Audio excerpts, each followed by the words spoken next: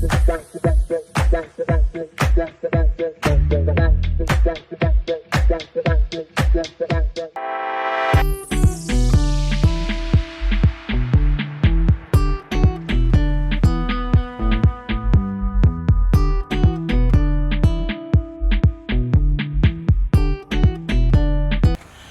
மகிழ்ச்சியான தருணம். அது எத்தனையோ மேடைகள் விழாக்கள் நடந்திருக்கு. ஆனால் இந்த மேடை நான் ரொம்ப ஸ்பெஷலாக பார்க்குறேன். எப்படின்னா, ஒவ்வொரு முறையும் பேசும்போது பேசுவோம், வாழ்க்கையின் கடைசி காலகட்டத்தில் நம்ம பண்ண படங்களெல்லாம் எடுத்து பார்த்தா அதில் ஒரு 10 படம் இருக்கணும் அப்படின்னு ஆசைப்படுவோம். அப்படி நான் நினைக்கிற படங்களை எனக்கு கொடுத்த இயக்குநர்கள் சாட்டை மறக்கவே முடியாது. என் வாழ்க்கையை புரட்டி போட்ட ஒரு திரைப்படம். கதையை சொல்லிட்டு போயிட்டாரு, போராளி கிளைமேக்ஸ் ஷூட் பண்ணிக்கிட்டு இருக்கேன், ஆனால் விட மாட்டேங்குது, உடனடியாக போயிடுவோம் ஷூட்டிங் அப்படின்னு போய் எடுத்தோம் ஷாட்டை. அதில் தான் எனக்கு எங்கள் அண்ணன் தம்பிராம அண்ணன் எனக்கு கிடைச்சாரு. ரொம்ப அருகாமையிலேருந்து பார்க்குறதுக்கு வாய்ப்பு கிடைச்சது. ஒரு படைப்பு தான் நிறைய நல்ல மனுஷங்களை நம்மக்கிட்ட சேர்க்கணும்னு சொல்லுவாங்க. தம்பிராம அண்ணன் எனக்கு அதில் கிடைச்சாரு. அதற்கு பிறகு இங்கேருந்து ஆரம்பிப்போம். தலைக்கூத்தல் என் வாழ்க்கையில் மறக்க முடியாத ஒரு படைப்பு. தலைக்கூத்தலை எடுத்து பார்த்தா எத்தனை தலைமுறை ஆனாலும் அந்த படத்தை பார்த்துக்கிட்டே இருக்கலாம். ஜேபி, ரொம்ப சந்தோஷம், நன்றி. கார்மேனி செல்வன் ஒரு படம் இப்போ பண்ணிகிட்ருக்கோம். அதோட இயக்குனர் கார்த்திக் வந்திருக்காரு. அதுவும் ஒரு மறக்க முடியாத ஒரு படைப்பாக இருக்கும். உட்காருங்க கார்த்திக். எங்கள் அண்ணனை பற்றி நான் சொல்லிக்கிட்டே இருக்கணும். ஏன்னா இது வரைக்கும் அத்தனை படைப்புகள் வந்திருக்கு, இன்னும் வரும். எழுதும் போதெல்லாம் எங்கள் அண்ணன் இருப்பார். அந்த சக்தி எனக்கு இறைவன் கொடுத்துக்கிட்டே இருக்கணும், எங்கள் அண்ணனோட பயணிச்சுக்கிட்டே இருக்கணும்னு நான் கேட்டுக்கிறேன். நன்றிண்ணே. மணிமாறன் சார், சங்கத்தலைவன் அப்படின்னு ஒரு படம் பண்ணோம். அதாவது இப்போ கூட 18வது மாநில மாநாடு எனக்கு ஒரு அழைப்பு கொடுத்துருந்தாங்க. அங்கே போகும்போது பார்த்தா நம்ம சங்கத்தலைவன் போஸ்டர் தான் இருந்தது. எங்கே போனாலும் அந்த பொது உடைமை பேசும்போது நம்ம நிற்கிறோம் சார், அந்த படைப்பை மறக்கவே முடியாது சார். அப்படி ஒரு படைப்பு கொடுத்தீங்க. எங்கள் அண்ணன் சுப்பிரமணிய சிவா வெள்ளையானைன்னு ஒரு படைப்பு பண்ணார். அதாவது ஒரு விவசாயி சார்ந்த ஒரு திரைப்படத்தை, அப்படி ஒரு திரைப்படத்தை பார்க்கவே முடியாது. அந்த மாதிரி ஒரு அற்புதமான ஒரு படைப்பு. சிவாண்ண ரொம்ப நன்றி. இப்போ எனக்கு கிடைத்தது மாணிக்கம்னு ஒரு திரைப்படம். என் நண்பன் நந்தா பெரியசாமி அற்புதமான ஒரு படைப்பு கொடுத்தாரு. காலத்துக்கும் நின்று நம்மளோட பேசக்கூடிய ஒரு திரைப்படம். தம்பி பிராங்க்லின் ரைட்டர் அப்படின்னு ஒரு திரைப்படம். இதுக்கு மேலே போலீஸ் வேடம் பண்ணணுமா அப்படின்னு நிறைய கேள்விகளை எனக்குள்ளே கொண்டு வந்து கொடுத்த ஒரு திரைப்படம். தம்பி ரொம்ப நன்றி, உன்னுடைய அன்புக்கு நன்றி. இவங்கெல்லாம் இங்கே இருக்கும்போது நான் இங்கே நிற்கிறது ரொம்ப சந்தோஷமாக இருக்குது. இவங்க எல்லாரும் ஆக்ஷன் சொல்லி நடிச்சிருக்கேன், ரொம்ப சந்தோஷமாக இருக்குது. இறைவனுக்கு நன்றி. இது உங்கள் மேடம் சில்வா மாஸ்டர் அவர்களை மேடை கிடைக்கிறோம். வந்துட்டீங்களா? வாங்க. சில்வா மாஸ்டர் என் தம்பி, என் நண்பன், எப்படி வேணாலும் சொல்லலாம். அப்படி உட்கார், அதுலேயே உட்கார். சித்திரை செவ்வானம்னு ஒரு திரைப்படம். அதாவது தம்பியோட முதல் படைப்பு. ஃபைட் மாஸ்டர் கதை சொல்லாருன்னா ஏதோ பறக்கிற மாதிரி ஒரு கதை சொல்லுவார் அப்படின்னு பார்த்தா அப்படி ஒரு அப்பாவுக்கும் பொண்ணுக்குமான பாசமான கதையை கொடுத்தாரு. காலத்துக்கும் அந்த கதை என்னை தாங்கி பிடிக்கக்கூடிய ஒரு படைப்பாக இருக்கும்னு நம்புகிறேன். இறைவனுக்கு நன்றி. சில்வா ரொம்ப நன்றி சில்வா, தேங்க்யூ. அப்புறம் என் பிள்ளைங்க வந்திருக்காங்க. இவன் சாரகேஷ், இவன் கௌஷிக், 3 பேரும் எனக்கு 3 பிள்ளைங்க. 2000 ஸ்மால் ஸ்க்ரீன் பண்ணும்போது அங்கேருந்து பயணிச்சுக்கிட்டு இருக்கோம். இப்போ புதுசாக ஒரு பிள்ளை கிடச்சிருக்கான். ரொம்ப சந்தோஷமாக இருக்குது உங்களோட பார்ப்பது. அப்புறம் நடிகர்கள் அவன் இப்போ ஒரு பிள்ளையா இருக்கான், தன்ராஜ். அவன் ஒரு தம்பி. அப்புறம் அம்மா மோக்ஷா. தேங்க்யூ. எல்லாருக்கும் வணக்கம். My Tamil is not so clear. I'm from Dubai. Thank you everyone for being here and supporting us. Thanks for all the senior directors. Might be my age is very small than your experience in theaters. Thank you everyone in this journey who supported us. Thank you GRR Movies for releasing this amazingly. Thank you so much, and thank you Dhanraj Garu, thank you Samudrakani Anna, thank you Pramodni Garu, Moksha, each and every crew, Haripaka Prabhakar Garu and everyone did fantastic job. Without you all the team, I'm not here, and I'm very blessed, and I need more blessings from Tamil Nadu, and I wish I want to do like authentic movies more like this in coming years. And thank you so much to all the media. Please do support us. Thank you. Ellarukku vanakkam. Thank you. இறைவனுக்கு நன்றி. மேடை முழுவதும் இயக்குனர்களை இருக்காங்க, பார்க்கும்போது ரொம்ப சந்தோஷமாக இருக்குது. உண்மையிலே என்ன பேசுறதுன்னு தெரில. கணி சார் நேற்று வந்து அன்பு நாளைக்கு ஈவினிங் நான் நடித்த ஒரு படத்துடைய ப்ரீ ஈவெண்ட்டு இருக்குது, கண்டிப்பாக வரணும்னு சொல்லி சொன்னார். என்ன படம் ஏதுன்னெலாம் கேட்கல, சரி சார்னு சொல்லி சொன்னேன். இப்போ நிற்கிறேன். இதான் நான். இது வந்து சாருக்கும் எனக்குமான ரிலேஷன்ஷிப். இது கண்டிப்பாக இது தொடரும். வந்த பிறகு தான் இந்த படம் ராமம் ராகவம் அது தெரிஞ்சுது. பார்த்தேன். உண்மையிலே எல்லோரும் பார்த்தோம், ரொம்ப நல்லா இருந்துச்சு. ஒரு தந்தை மகனுக்குமான ஒரு பாச போராட்டம் ரொம்ப ரொம்ப நல்லா கன்வே ஆகியிருந்தது. எமோஷனலாக கண்டிப்பாக வெற்றி பெறும்ன்ற நம்பிக்கை எனக்கு இருக்குது. ஏன்னா வெற்றி பெறும் நல்ல அந்த மாதிரி கதைகளை தான் அவர் செலக்ட் பண்ணுவார். படம் ஓடுது ஓடலைன்றதை தாண்டி ஒரு நல்ல படம் இவர் கணிசா இருந்தாருன்னா படம் நல்லா இருக்குன்ற ஒரு நம்பிக்கை ஆடியன்ஸ்கிட்ட கொடுத்துருக்காரு. ஆனால் இந்த படம் நல்ல படம், கண்டிப்பாக ஓடவும் செய்யும். All the best whole team. Thank you. So வரும்போதே சொல்லிட்டாங்க நண்பன்ட்டு. ஸோ தெலுங்கு சினிமாலேருந்து நிறைய படங்கள் நடித்து ஒரு டைரக்டராக வந்து தமிழ் சினிமாவுக்கு வராங்க. வாழ்த்துக்கள் மச்சான். படத்தோட நிறைய விஷயங்கள் நான் பார்த்துட்டே இருக்கேன். ஏன்னா படம் ஆரம்பித்ததுலேருந்து இப்போது நிறைய விஷயங்கள் வந்து என்கிட்ட டிஸ்கஸ் பண்ணிக்கிட்டு காட்டிக்கிட்டு எல்லாமே இது பண்ணிகிட்டு தான் இருக்காங்க. எப்பயுமே அப்பா அப்படின்னா வந்து சமுத்திரக்கனி அண்ணா இல்லாமல் ஒரு படம் பார்க்கவே முடியாது. ஏன்னா அதுக்கு டைட்டிலுமே வச்சு அண்ணா ஒரு படம் நடிச்சிட்டாரு. எல்லா படத்துலேயும் அப்பாவாக அவர் நடித்த படங்கள் எதுவுமே வந்து எப்படி சொல்கிறது, நம்ம மனசில் வெற்றி தோல்வியை தாண்டி அது மனசில் அவ்வளோ ஒரு இதை கொண்டு போய் சேர்க்கும். அந்த மாதிரி இந்த படம் வந்து வெற்றியாகவும் இந்த படத்தில் நடித்த எல்லாருக்குமே இந்த படம் வந்து ஒரு பெரிய லைஃப்பை கொடுக்கும் அப்படின்றத நம்புகிறேன். அண்ட் கனியண்ணா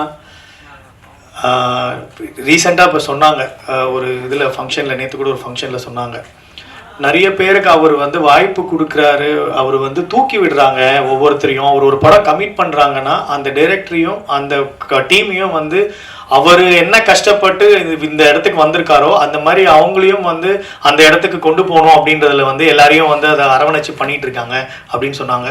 இந்த மாதிரி ஒவ்வொரு வாட்டியும் எல்லாரையும் இந்த மாதிரி கொண்டு போய் சேர்க்கணும்னு கடவுளை வேண்டிக்கிறேன். உங்களுக்கு நல்ல வாயில கொடுக்கட்டும்ண்ணா. தேங்க்யூ. கல்லா இருந்த என்ன மாணிக்க கல்லை மாற்றினது கணியன் தான். அவனுக்கு இந்த சமயத்தில் பெரிய ஒரு நன்றியை சொல்லிக்கிறேன். எப்படி ராமனுடைய கால்பட்டு அகலைக்கு ஒரு மறுவாழ்வு கிடைச்ச மாதிரி எனக்கு அவரால் மறுவாழ்வு கிடைச்சிருக்குது. இன்னைக்கு உலகம் முழுக்க வர பாராட்டுகளுக்கு எல்லாம் அவரால் தான் எனக்கு கிடைச்சது. ஏன்னா அந்த சமயத்தில் நம்பி இந்த படத்தை எதுவுமே கேட்காம ஒத்துக்கிட்டார். நல்லா எடுப்பீங்களா மாட்டீங்களா என்ன அப்படிங்கிற கதையில் இருக்கிற அந்த உயிர் அந்த நேர்மைக்காக ஒத்துக்கிட்டாரு. அவர் அண்ணன் நாங்கள் சொல்லுவேன், அவர் என் அண்ணன் சொல்லுவார். நடுவில் வந்து தம்பி எங்கே இருக்காருன்னு தெரியாது. அப்படி ஒரு உறவு எங்களுக்குள்ள. மொத்தத்தில் வந்து அவர் சிறகு இல்லாத ஒரு தேவதை. எல்லாரையும் கையை பிடிச்சி அப்படி படுறதுக்கு அப்படி தூக்கிட்டே போவார். எவ்வளவு நாள் எவ்வளோ வெயிட்னாலும் நான் தூக்கிட்டு போகிறேன், நான் உயரப்பட மட்டும் இல்லாமல் எல்லாரும் உயர கூட்டிகிட்டு போவேன் அப்படின்னு சொல்கிறது எண்ணம் இருக்குல்ல, அதுதான் அவர் வந்து இவ்வளவு பெரிய இடத்துக்கு கொண்டாந்து வச்சுருக்குது. ராமம் ராகவம் பார்க்குறப்ப எல்லாருமே அவங்க அப்பாவை வந்து கனெக்ட் பண்ணிக்குவாங்க. நான் வந்து இந்த ட்ரெயிலர் இப்போ தான் பார்த்தேன். பார்த்தோன்னா வந்து அப்பா வந்துட்டு ஒரு நிமிஷம் சடனாக ஒரு மின்னல் மேல் வந்துட்டு போனார். இதுவே இந்த படத்துக்கு கிடைச்ச மிகப்பெரிய வெற்றி. ஒவ்வொரு அப்பாக்களும் வந்துட்டு போவாங்க. அப்படி ஒரு குடும்ப ஒரு உணர்வை இந்த படம் ஏற்படுத்தியிருக்குது. எல்லா சினிமா விழாக்களையும் குடும்ப விழாவாக மாற்றுறது அண்ணனோட படங்கள் மட்டும்தான் நினைக்கிறேன். இந்த படம் மிகப்பெரிய வெற்றி பெறும் நினைக்கிறேன். தேங்க்யூ. நாமம் அதாங்க ரெண்டு ஒன்று தாங்க. கல்வெட்டில் இது என்ன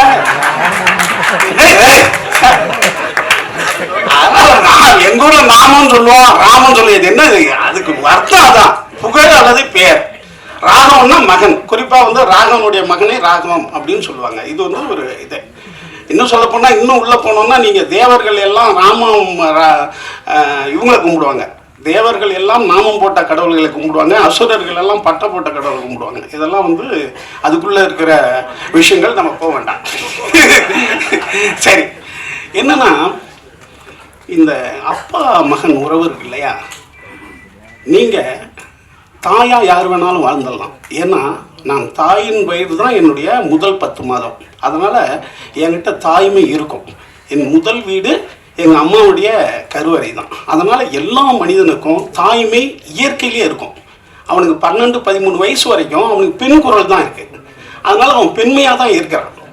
அதனால் ஒரு மனிதன் தாயை விரும்புவதோ தாயாக வாழ்வதோ என்றது இயற்கையிலே அவனுக்கு இருக்குது.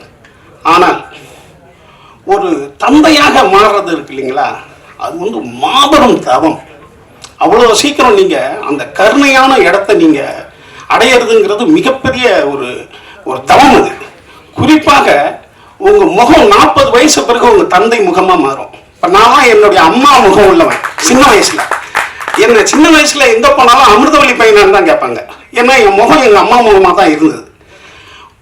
அந்த 40 வயது போக போக என்ன வடிவேல் பையனான்னு கேட்க ஆரம்பிச்சிட்டாங்க. அப்ப அந்த 40 வயது பிறகு தந்தை முகம் மாறும் பாருங்க உங்களுக்கு, அது மாபெரும் ஒரு ஒரு சொல்ல முடியாத ஒரு இது. அப்ப நீங்க சோஷியல் சொல்ற மாதிரி ஒரு மனிதனுக்கு வந்து பெண்மை கலக்கும் போது அவன் வந்து தந்தையா மாற முடியும். அது வரைக்கும் தந்தையா தான் இருப்பான். அவனுக்கு பெண்மை கலக்கும், அன்பு சேரும் போது அவன் தந்தையா மாறுவான், முழு தந்தையா மாறுவான். தந்தையினுடைய மிகச்சிறந்த விஷயம் என்னன்னா, எல்லா தந்தையும் தன் மகனிடம் தோக்கணும்னு நினைப்பான். இந்த உலகத்தில் வேற எந்த கேரக்டராலும் அது முடியாது. எல்லா தந்தையும் தன் மகனிடம் தோக்கிறதுக்கு ஆசைப்படுவான். வேற யாருமே அதுக்கு ஆசைப்பட மாட்டாங்க. அதுதான் தந்தையினுடைய கேரக்டர். அதாவது தசரதன் சிறந்த மகனை பெற்ற தசரதனும் காட்டுக்கு போகும்போது அவ்வளவு வேதனைப்படுறான். தப்பான பசங்களை பெற்ற தருதராசனும் அவ்வளவு கஷ்டப்படுறான். என்ன சஞ்சீவன் கிட்ட எப்படி போர் நடக்குதுன்னு கேட்டு தெரிஞ்சுக்கிட்டே இருக்கான்.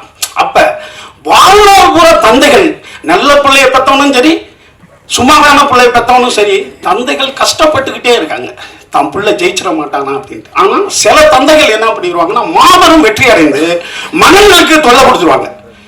தன் மகன் வந்து அவன் அளவுக்கு ஜெயிக்க முடியாது.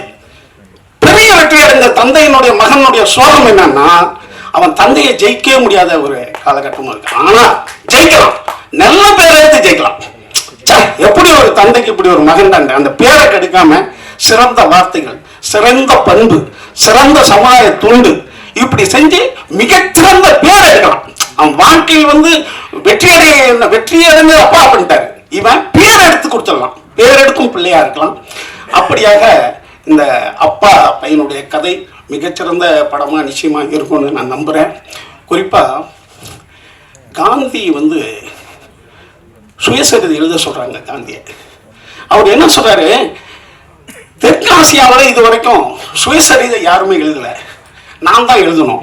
ஆனா அந்த சுயசரிதை என்பது என்ன அப்படின்னு காந்தி முன்னோர்கள் எழுதுறாரு. தன் புகழை பாடுவது.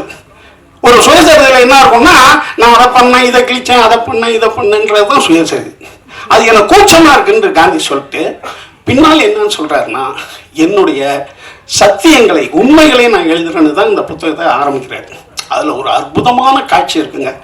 இது வரைக்கும் நீங்க வந்து சத்திய சோதனையை ரொம்ப சீரியஸான புக்குன்னு நினைப்பீங்க. அது ரொம்ப காமெடி புக்கு, ரொம்ப ஹியூமரா தான் காந்தி எழுதியிருப்பார். நகைச்சுவையினுடைய உச்சமா அதுல ரொம்ப மனசை வருடும் ஒரு காட்சி இருக்கு, தந்தை மகன் காட்சி. காந்திக்கு 14 வயசு இருக்கும். அவர் வந்து நிறைய சின்ன சின்ன தவறுகள் பண்ண ஆரம்பிப்பார்.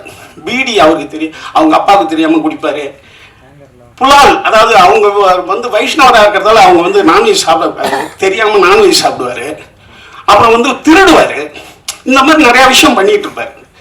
ஆனால் அவங்க அப்பா படுக்கையாதான் இருப்பாரு அப்பெல்லாம். அந்த 14 வயசுல அவங்க வீட்டுல ராமாயணம், துளசிதாசனுடைய ராமாயணத்தை ஒருத்தர் வந்து டெய்லி காலையில சாயங்காலம் படிப்பார்.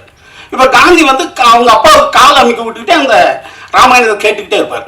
அந்த ராமாயணத்துல ஒரு மிகச்சிறந்த மகன் ராமனை பத்தி டெய்லி கேட்கிறாரு. ஆனா இவர் டெய்லி தப்பு பண்றாரு காந்தி. இவருக்கு என்ன தோணிரும்னா, ஐயோ டெய்லி இவ்வளவு ஒரு சிறந்த மனிதனுடைய கதையை கேட்கிறோம், மகனுடைய கதையை, ஆனா நம்ம தப்பு பண்றோம்னு இவர் கில்ட்டி ஆகி அவங்க அப்பாட்ட சொல்றதுக்கு பயமா இருக்கும். அப்ப அவங்க அப்பாவுக்கு அந்த வீட்டுல இருந்தே ஒரு கடிதம் எழுதுவார். அதான் காட்சி. அவங்க அப்பாவுக்கு ஒரு கடிதம் எழுதுவார். அன்புள்ள அப்பாவுக்கு, இந்த மாதிரி நான் டெய்லி ராமாயணம் கேட்குறேன், மிகச்சிறந்த ஒரு மகனுடைய கதையாக இருக்குது, ஆனால் டெய்லி நான் தப்பு பண்ணுறேன், உங்கள்கிட்ட பொய் சொல்கிறேன், நான் வந்து புலால் உண்றேன், நான் வந்து திருடுறேன், ஆனால் எனக்கு உங்கள்கிட்ட சொல்கிறதுக்கு பயமாக இருக்குன்னு ஒரு கடிதம் எழுதி போஸ்ட் பண்ணுவார். போஸ்ட் பண்ணால் ஒரு நாள் கழிச்சு அவங்க அப்பாவுக்கு அந்த கடிதம் வரும். காந்தியினுடைய அப்பாவுக்கு யார்கிட்ட இருந்து வருதுன்னு பார்ப்பாரு. பார்த்தா காந்தி, மோகன்தாஸ் கரம்சந்த் காந்தி பையன்கிட்ட என்ன வீட்டில இருந்து எதுக்கு நம்ம கிட்ட கடிதம் எழுதியிருக்கான்ட்டு அதை படிக்கிறதுக்கு முன்னாடி அவனை கூப்பிடுவார் காந்தியை. 14 வயசு பையன் அந்த ரூம்ல வந்து நிற்பான். இப்போ அவன் எதற்கு அந்த லெட்டரை பிரிப்பார். படித்து காந்தியினுடைய அப்பா அதை அப்படியே மனசுக்குள்ளே படிப்பார். அவன் மூளையில் நின்றுக்கிட்டே இருப்பான் காந்தி. அப்படியே படிச்சுக்கிட்டே இருக்கிறவர் இப்போ காந்திக்கு என்னன்னா இந்த தவறெல்லாம் நம்ம எழுதிட்டோம், அப்பா கூப்பிட்டு நம்மளை அடிக்க போறாருன்றது தான் அவருடைய எண்ணமாக இருக்கும். ஆனால் அந்த கடிதத்தை படிக்க காந்தியோட அப்பா கண்ணீரில் தண்ணி வந்துக்கிட்டே இருக்கும். அழுதுகிட்டே படிப்பார். அதை அழுதுகிட்டே படிச்சோன்னா காந்திக்கு ஒன்றுமே புரியாது. இப்போ காந்தி அழ ஆரம்பிச்சுவார். ஆனால் காந்தியினுடைய அப்பா அவனிடம் எதுவுமே கேட்க மாட்டார். கொஞ்ச நேரம் அழுதுட்டு படிச்சுட்டு நீ போன்டுவார் காந்தியை. இப்போ காந்தி அவருடைய வாழ்க்கை வரலாறு எழுதுறாரு, நான் அகிம்சை தான் சிறந்த ஆயுதம்ட்டு நான் எங்கெங்கேயோ கண்டுபிடிச்சோன்னு நீங்க நினைக்காதீங்க. இந்த இடம்தான் அகிம்சை நான் கண்டுபிடிச்ச இடம். என்னுடைய தந்தையினுடைய கண்ணீர் தான் இந்த காந்தியை ஒரு மிகச்சிறந்த அகிம்சைவாதியாக மாற்றியதுன்னு அந்த இடத்துல எழுதுறாரு. அப்ப தந்தையினுடைய கண்ணீர் என்பது சாதாரண விஷயம் கிடையாது. நீங்க எப்ப அழுதிங்க? ஒரு கண்ணீர் புறக்கணிக்கப்படும் போது ஒரு தாய் மரணம் அடைகிறான்றான். நம்ம எப்ப அழுதோன்னு நினைச்சு பாருங்க. அவ்வளவு சீக்கிரம் நீங்க கண்ணீரை விட முடியாது. கண்ணீர் வந்து ஒரு அமிர்தம் போன்றது. ஒரு ஏழைக்காக நீங்க கண்ணீர் விட்டீங்கன்னா நீங்க கடவுளாயிருவீங்க. அந்த இடத்துல ஒரு இடத்துல ஒரு மனிதன் கஷ்டப்பட்டு நிற்கிறான்னு வச்சுங்களேன், நீங்க போய் தடுக்க வேண்டியதில்லை. இங்க இருந்து சத்தம் கொடுக்கலாம், முடியா அப்படின்னு நீங்க சொன்னீங்கன்னா பாதி கடவுள். சரி, சத்தம் போடுறதுக்கு உங்களுக்கு பயமா இருக்கு, அவன் உங்களை வந்து அடிப்பான். மனசா நினைங்க இந்த இடம் நல்லா சரியாயிடணும்ட்டு. கால் கடவுள் நீங்க போய் இறங்கி தடுத்துட்டீங்கன்னா முழு கடவுள். ஒரு மனிதனுக்கு ஒரு அநியாயம் நடக்கும்போது விட்டுட்டு வந்துடக்கூடாது. ஆனா இருக்கிற சூழ்நிலை நம்ம அப்படி இருப்போம். அது என்ன பண்றது, கால சூழ்நிலை. அப்ப ஒரு தந்தையினுடைய மனது என்பது ஒரு கடவுளுடைய மனது. அந்த கடவுள் மாதிரி நீங்க வாழணும்னா ஒரு முழு தந்தையாகணும். அடுத்து இந்த படம் மாபெரும் வெற்றிடம். புது டைரக்டர் தன்ராஜ் மாபெரும், அவர் நல்லா நடிச்சிருக்காரு. அண்ணன் எங்களுக்கெல்லாம் தம்பி அண்ணன் கூப்பிட்டாலும் அவர் தம்பி ராமையானாலும் எங்களுக்கெல்லாம் அண்ணன் தான். நிறையா பேசுவார் அண்ணன். ஆக மொத்தம் இந்த படத்தில் நடித்த ஒவ்வொருத்தவங்களுக்கும் என்னுடைய அன்பான வாழ்த்துக்கள். இதில் உள்ள டெக்னீஷியன், அவர் புது ப்ரொடியூசரு, துபாயிலேருந்து வந்திருக்காரு. அவர் நிறையா படம் பண்ணி நிறையா பேரை அவர் தந்தையாக இருக்கணும், நிறையா பேரை வாழ வைக்கணும். இதுக்கு நீங்கள் எல்லாம் சேர்ந்து மிகச்சிறந்த ஒரு சப்போர்ட் பண்ணோம். கனியண்ணனை பற்றி நான் பேசவே இல்லைன்னு கோச்சிக்காதீங்க. ஏன்னா ஒரு சிறந்த மனிதனை பற்றி நிறையா பேசக்கூடாது. ஏன்னா உங்களுக்கே ஒரு சிறந்த மனிதன் தெரியும். ஏன்னா இந்த புகழ்த்து பேசுறது இருக்கு இல்லைங்களா, அதுல என்னன்னு கேட்டா நமக்கே தான் நம்ம தெரியுமா, நானே ஒரு கடவுள், நான் எதுவும் கடவுளை புகழ்ந்து பேசணுன்ற நிலைமையில கனியன்ற ஒரு மாபெரும் மனிதன்றதை உங்களுக்கு நான் சொல்லி தெரிய வேண்டியதில்லை. ஒவ்வொரு செயல்களிலும், ஒவ்வொரு வார்த்தைகளிலும், ஒவ்வொரு இதுலையும் அவர்களுடைய ஒரு சிறந்த மனிதனை நான் பார்த்தது கிடையாது. அதனால தான் வந்து மீண்டும் மீண்டும் அவரை வந்து பெருசாக பேசுறதுக்கு எனக்கு மனசு வரல. ஏன்னா உங்க மனசுலையும் அவர் சிறந்தவர்னு தெரியும். நன்றி, வணக்கம். அன்பு தம்பி தன்ராஜ் இயக்குனராகவும் கதாநாயகனாகவும் ராகவம் கரெக்டாக சொல்லிட்டேன்னா? ஆமாம், அதுதான் தம்பி சொன்னது கரெக்ட் தான். படிப்பாளி இல்லை, இப்படி தப்பாக சொன்னால் கூட தப்பை கூட சரி பண்ணிக்கலாம். தமிழ் அதுக்கு இடம் கொடுக்கும்.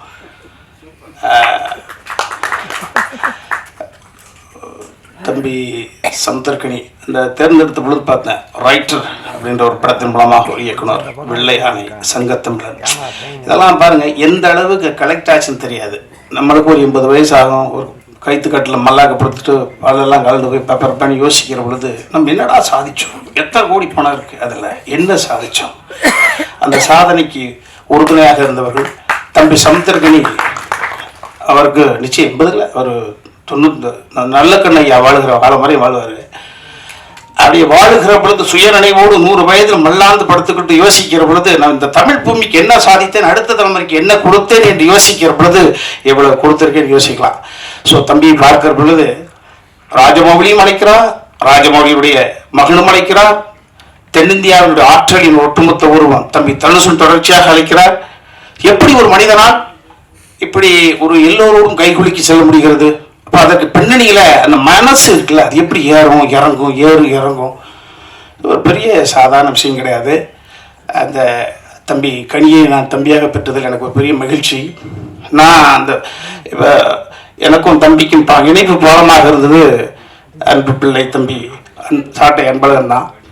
நான் ஃபைட் மாஸ்டர் சொன்னாங்களே, ஃபைட் மாஸ்டர் எடுத்துக்கிட்டு வந்த கதை தந்தை மகன் என்ற உறவு. இது தந்தை மகன் என்ற உறவு. நான் பங்கு பெற்ற இந்த மாணிக்கத்தையும் சாட்டையும் வச்சு பார்க்கிற பொழுது சாட்டை என்ன, இன்னும் கொஞ்சம் இந்த கதாபாத்திரம் இல்லைன்னா கொலை செஞ்சுட்டு ஜெயிலுக்கு போயிருப்பான். இந்த கொலை செய்யக்கூடிய உணர்வை தடுத்து அவருக்குள்ள இருக்கக்கூடிய மனிதநேயத்தை மீட்டெடுத்தது என்பது ஒரு சாட்டை.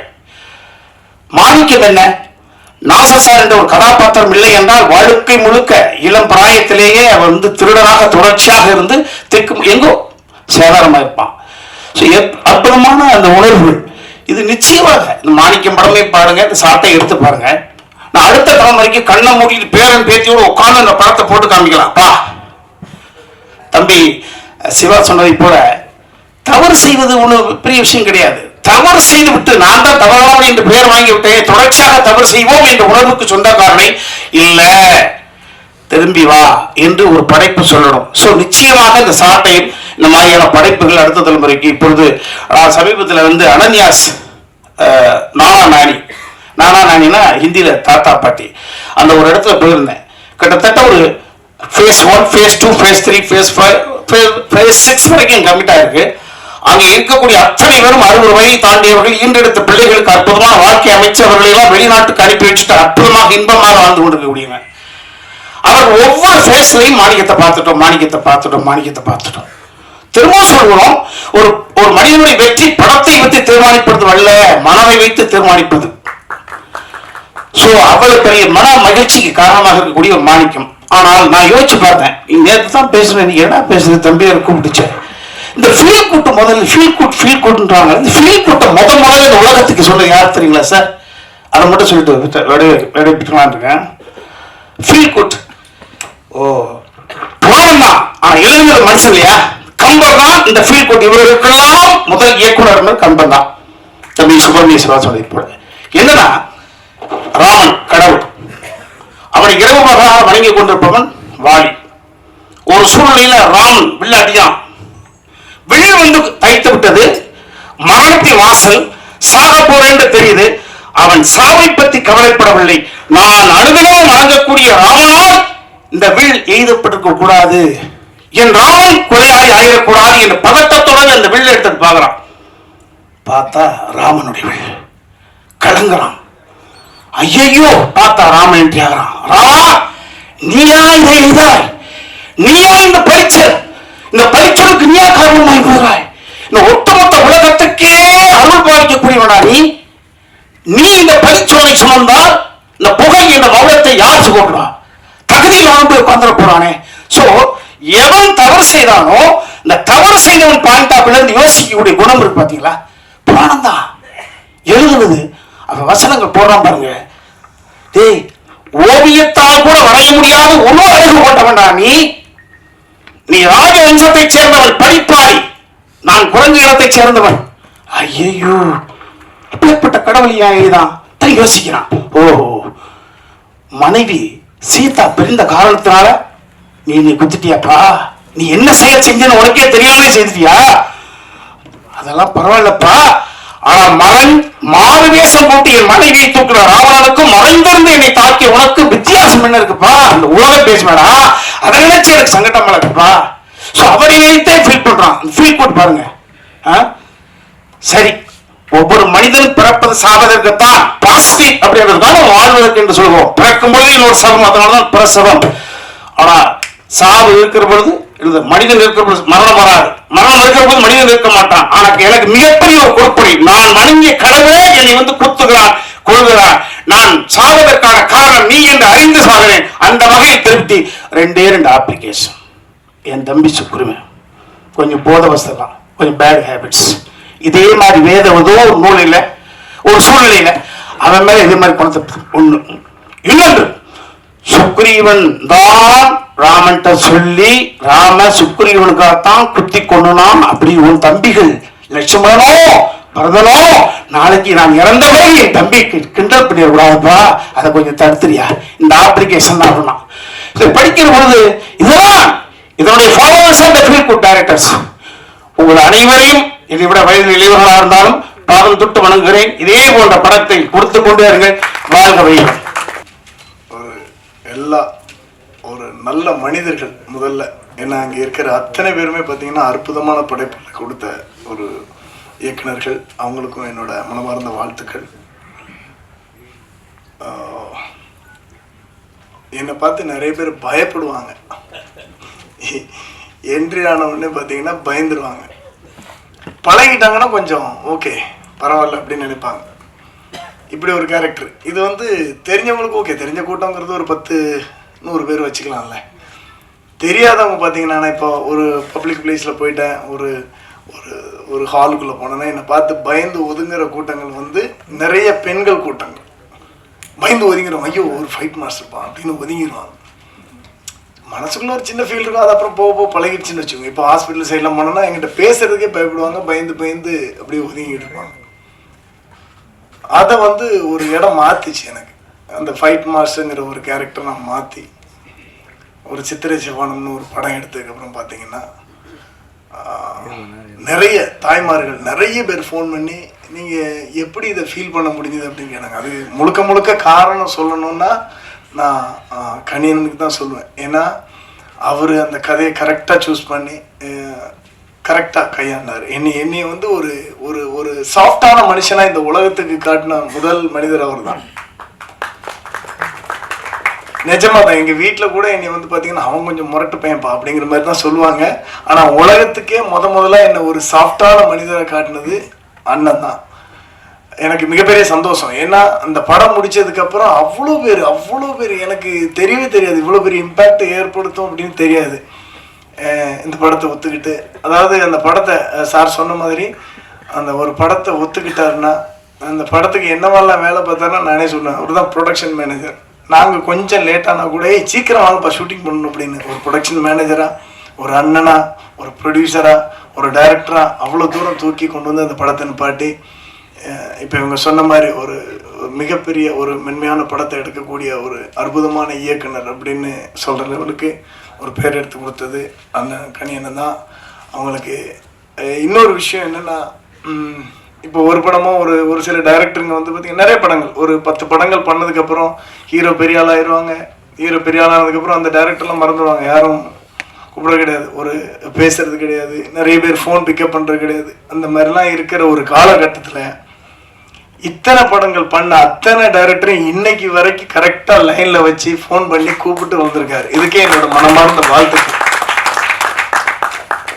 அண்ணன் சொன்ன மாதிரி அவர் ஒரு பெரிய நல்ல மனிதர். திரும்ப அதை நான் சொல்ல வேண்டியதில்லை, இங்கே இருக்கிற அத்தனை பேருக்கும் தெரியும். அவர் மட்டும் இல்லை, அவர் குடும்பத்தாரும் இன்னும் நல்லா வாழணும், ராமம் ராகவும் மிகப்பெரிய வெற்றி அடையணும். என்னோட மனமார்ந்த வாழ்த்துக்கள். கணேண்ணா, தேங்க்யூ ஸோ மச். எதுக்கு கேட்க மாட்டிங்களா? மை ஃபஸ்ட் டைம் டைரக்ட் பண்ணப்போ எனக்கு இந்த மாதிரி ஹேண்ட் போட்டு சப்போர்ட் பண்ணாங்க. அது மட்டும் இல்லை, இப்போ வரைக்கும் அதே ஹேண்டு இங்கே கூட போட்டுட்டு கண்டினியூ பண்ணுறாங்க. தேங்க்யூ கண்ணண்ணா, தேங்க்யூ ஸோ மச் சார். இங்கே வந்த எல்லா டைரக்டருக்கு நன்றி சார். வை பிகாஸ் நான் கூட கண்ணண்ண படத்துக்கு டைரக்ஷன் பண்ணப்போ நீங்கள் கூட பண்ணாங்க. அந்த மாதிரி இந்த ராமம் ராகம் படம்ல உங்கள் ரெஸ்பெக்டெல்லாம் அப்படியே இருக்கும் சார், கண்டிப்பாக. அது மட்டுக்கும் நான் சொல்கிறேன் சார். இப்போ வரைக்கும் அப்பாவா ஒரு 21 படம் பண்ணாங்கன்னு சொன்னாங்க.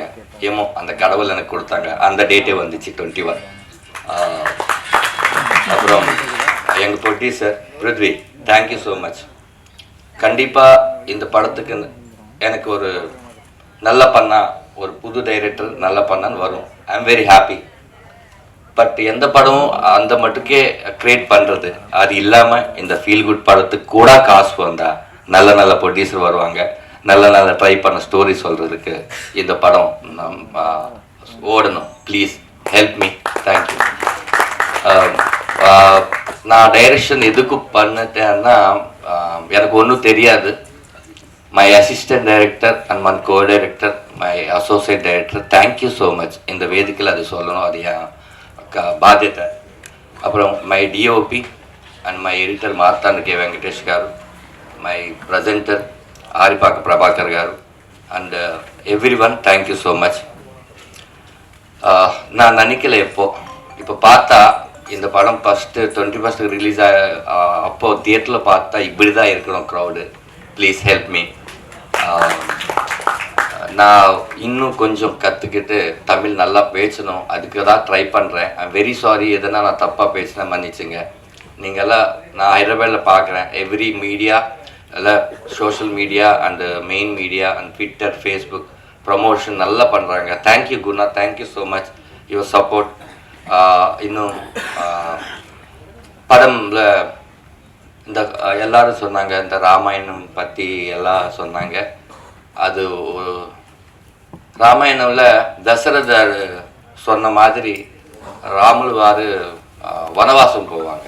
பட் இந்த படத்தில் ராமுடு என்ன சொன்னால் அதுக்காக அப்பா எங்கேயோ போவாங்க. அதான் இந்த ராமாயணம், அது ராமம் ராகம்.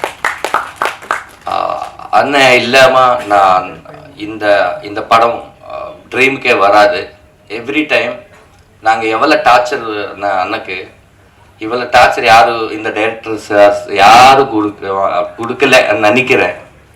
ஆனால் க்ரீன் பார்க் இல்லைன்னா அண்ணா வீட்டுக்கு வந்துடுங்க. எனக்கு தெரியும் க்ரீன் பார்க் இருக்கும், இல்லைன்னு சொன்னால் வீட்டுக்கு வந்துடுங்கன்னு சொல்லுவாங்க. அண்ணா இந்த ப்ரொமோஷன் பண்ணுறதுக்கு இடம் இல்லைன்னா எங்கள் வீட்டில் பண்ணுறா அண்ணா வீட்டிலன்னு பண்ணுவாங்க. அப்போது அவ்வளோ டார்ச்சர் என்னன்னு ஆனால் கெஸ்ட்டில் தெரியும் எனக்கு. நான் பேசினா ஓகே அப்படின்னு சொல்லிட்டு கெஸ்ட் அதே 6:30 அது ஒரு வீடியோ எடுத்தேன் நான்.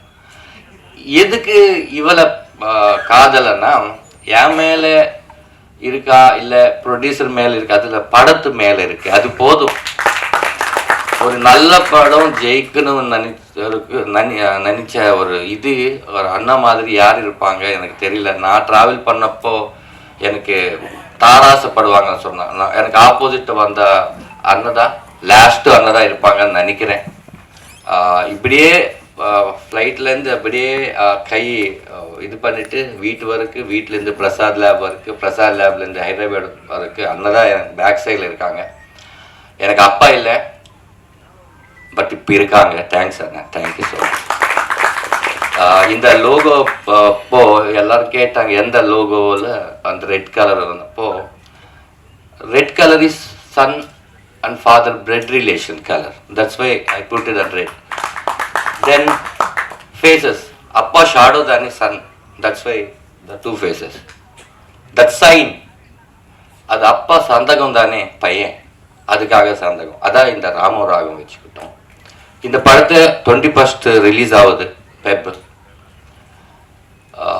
சமுத்திரக்கனி அண்ணா மாதிரி அப்பா எல்லா வீட்டிலும் இருப்பாங்க. பட் இந்த ராகவா எந்த வீட்டில் கூட இருக்கக்கூடாது. அதான் இந்த படம். Thank you my music director Arun, every one. இன்னும் மோக்ஷா, தேங்க்ஸ் அம்மா, தேங்க்யூ. இந்த கேரக்டர் ஏதோ வந்துச்சு, ஒரு டூயட் போட்டு ஒரு சாங் மாண்டேஜ் போட்டு அப்படி போயிடுச்சு, அந்த மாதிரி இல்லை. ஒரு இம்பார்ட்டன்ட் கேரக்டர். தேங்க்யூ ஆக்செப்ட் பண்ணதுக்கு. தேங்க்யூ அம்மா. நல்ல படம் தமிழில் கூட உங்களுக்கு வரணும். தேங்க்யூ அம்மா. அம்மா தேங்க்ஸ் அம்மா. நான் சொன்ன மாதிரி எனக்கு அப்பா இல்லை, அம்மாயே இல்லை, இப்போ இருக்கு. ஒரு படம் ஒரு குடும்பம் கொடுத்துச்சு, அது மேலே சக்ஸஸ் என்ன இருக்கும்? எனக்கு ஒரு அப்பா அம்மானே கொடுத்துச்சு, அதுக்கு மேலே சக்ஸஸ் என்ன இருக்கும்? நான் சக்ஸஸில் இருக்கேன். எனக்கு ஒரு ஃபேமிலியை கொடுத்த படம் ராமோ ராகம். சார் முருகன் சார், அந்த கிளைமேக்ஸ் சாங் எனக்கு தெரியும் சார். எதுக்கு நான் ரிவீல் பண்ணலேதோ உங்களுக்கு தெரியும். அது படத்துலனே பார்க்கணும், அதுக்காக நான் ரிவீல் பண்ணல சார். நான் ஃபோன்லனே பேசிட்டு ஃபஸ்ட் டைம் உங்களுக்கு பார்க்குறேன். ஒரு ஐ திங்க் ஒரு 18 வெர்ஷன்ஸ் நீங்கள் கொடுத்தீங்க. I love you sir. அந்த சாங் அப்புறம் எல்லோரும் பேச்சுவாங்க சார். நைஸ் சாங் கொடுத்தீங்க. அப்புறம் யுகபாரதி அண்ணா வரல, பிஸியாக இருக்காங்க. யுகபாரதி சார், அந்த சாங் நீங்கள் பார்த்த சாங் யுகபாரதி சார் எனக்கு ஒன்றும் தெரியாது சார். பட் நான் விசுவல் மட்டும் ஃபஸ்ட்டே நானே எடுத்துட்டேன் சார். ஒரு மாஸ்டர் கூட இல்லை இதுக்கு. நான் என்ன யோசிச்சனோ அதை விசுவல் எல்லாம் எடுத்துகிட்டு உங்களுக்கு கொடுக்குறேன் சார். நீங்கள் அது ஒரு சாங் மாதிரி எனக்கு கொடுங்க சார். அப்போ மியூசிக் பண்ணலாம்னு நினச்சேன். அப்போது சாங் கொடுத்தாங்க. மீச முன்ன கந்தம் உங்கள் வீட்டில் இருக்கு, அது பார்த்து நீ ட்ரை பண்ணுற, எதுக்கு வெளியே போகிற, அந்த மாதிரி சொன்னாங்க. கொலை சாமல் போகலன்னு சொல்லிட்டு ஒரு சூப்பர் ஓட் கொடுத்தாங்க. தேங்க்ஸ் யுகபாரதி அண்ணா. எல்லாருக்கும் தேங்க்யூ. இங்கே இருந்தால் எல்லோரும் 21st தியேட்டருக்கு வந்து ப்ளஸ் பண்ணுங்க ப்ளீஸ். நல்ல படம். அது பார்த்த அப்புறம் நல்லதா இல்லைன்னா தெரியும், பார்க்க முன்னே நல்லதா இல்லையான்னு வேண்டாம். பார்த்துட்டு நல்ல இல்லைன்னா சொல்லுங்கள். நான் நெக்ஸ்ட் டைம் அந்த தப்பு ரிப்பீட் பண்ணாமல் இருப்பேன். Please support me.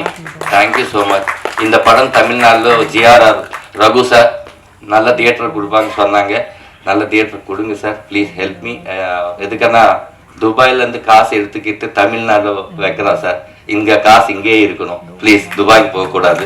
ஓகே, யார் அங்கிருந்த ஆளோ யாரோ டைரக்டருக்கு ஒரு ப்ரொடியூசர் வேணுமென்னா ஒரு நியூ ப்ரொடியூசர் நம்பே தயார் பண்ணணும். அதுக்காக இந்த படம் நல்லா ஓடணும். Thank you sir, thank you. எதனா தப்பாக பேசினா மன்னிச்சுங்க சார். Thank you sir, thank you. இந்த மேடை வந்து கணிசரால் அங்கீகரிக்கப்பட்ட மனிதர்கள்னு சொல்லலாம். அந்த லிஸ்ட்டில் இப்போ தான் சாரோட ஒரு படம் ஆரம்பிச்சிருக்கோம். அதற்குள்ளே என்னையும் அவர் கூப்பிட்டு இங்கே உட்கார வச்சதுக்கு மிகப்பெரிய நன்றியை தெரிவித்துக் கொள்கிறேன். இதற்கு நான் தகுதியானவனாக இந்த மாற்றிக்கணும்னு நான் நினைக்கிறேன். ஏன்னா வந்து சார் சொன்ன மாதிரி ஃபீல் குட் டைரக்டர்ஸ்க்கு நடுவில் இந்த ஒரு வாய்ப்பு கொடுத்ததுக்கு தேங்க்ஸ் சார்.